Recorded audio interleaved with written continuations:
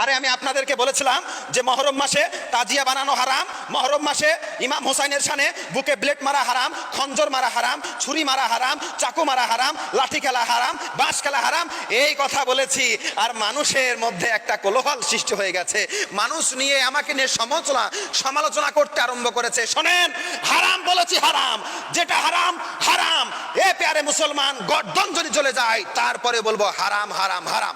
মহরম মাসকে কেন্দ্র করে যারা ঢোল বাজাচ্ছ, মহরম মাসকে কেন্দ্র করে যারা ইমাম হোসাইনের নামে বুকে ব্লেড মারছ, তারা শোনো, তোমার যখন বাবা মারা যাবে আর সেই দিন যদি তোমাকে ঢোল দেওয়া হয় যে লে বেটা বাজা, তোর বাপ মারা গেছে, আজকে তুই ঢোল বাজা, এই বাজাতে পারবেন? বাজাতে পারবেন বলেন?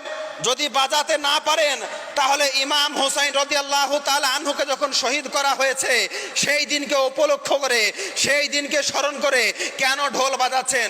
মুসলমানের ঘরের বাচ্চা কেন ঢোল বাজাবে? এই মানা করতে পারেন না? এই আপনাদের ঘরের বাচ্চা ঢোল কেন বাজাবে? এজিদি কারবার কেন করবেন? ইমাম হুসাইনের স্মরণ মহব্বত অন্তরের মধ্যে আছে, নামাজ পড়েন, রোজা রাখেন, দান খয়রাত করেন, না তো কি করছেন? ঢোল বাজাচ্ছেন, বুকে বেলেট মারছেন। কিসের জন্য মারছেন?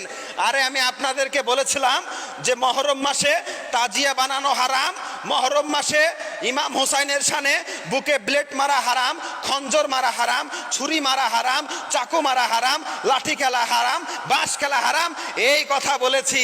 আর মানুষের মধ্যে একটা কোলাহল সৃষ্টি হয়ে গেছে। মানুষ নিয়ে আমাকে নিয়ে সমালোচনা করতে আরম্ভ করেছে। শোনেন, হারাম বলেছি হারাম, যেটা হারাম হারাম। এ প্যারে মুসলমান, গর্দন যদি চলে যায় তারপরে বলবো হারাম হারাম হারাম। আপনাদের ইচ্ছা, আপনারা কি করবেন? যেটা হারাম, শরীয়তের বিধান, কারো কথা মোতাবেক চলে না। শরীয়ত কারো বাবের ঘরের সম্পদ নয় যে যেদিকে মন সেদিকে ব্যয় করবেন। আমি হারাম বলেছি, হারাম যেটা অবশ্যই বলবো, যতদিন বেঁচে থাকবো হারাম বলবো। যারা আমার কথা শুনে জ্বলছো, জ্বলো, কোনো অসুবিধা নেই। রুজির মালিক আল্লাহ, এই রুজির মালিক আল্লাহ, রুজির মালিক মানুষ নয়। সত্য কথা বলে যাব, যেটা সত্য, যেটা হক কথা অবশ্যই বলে যাব। আমি সত্য কথা বলেছি, ওই জন্য আপনারা আমার পেছনে লেগে গেছেন, উল্টো পাল্টা কথা বলছেন, বাজে কথা বলছেন যে হুজুর আমাদের কি বলেছে, তাজিয়া করা হারাম বলেছে, মাতম করা বলেছে যে মাতম করা যাবে না। কিসের জন্য মাতম করবেন? এই মাতম কেন করবেন? মাতম আলাদা জিনিস, দুঃখ আলাদা জিনিস। দুঃখ হবে, আপনার চোখ দিয়ে পানি আসুক, মন কান্দুক, এটা দুঃখ। আর মাতম করা মানে কি? বুকে চাপড়ানো, মাথায় চাপড়ানো, গলাগড়ি খাওয়া, এটা মাতম। এটা করা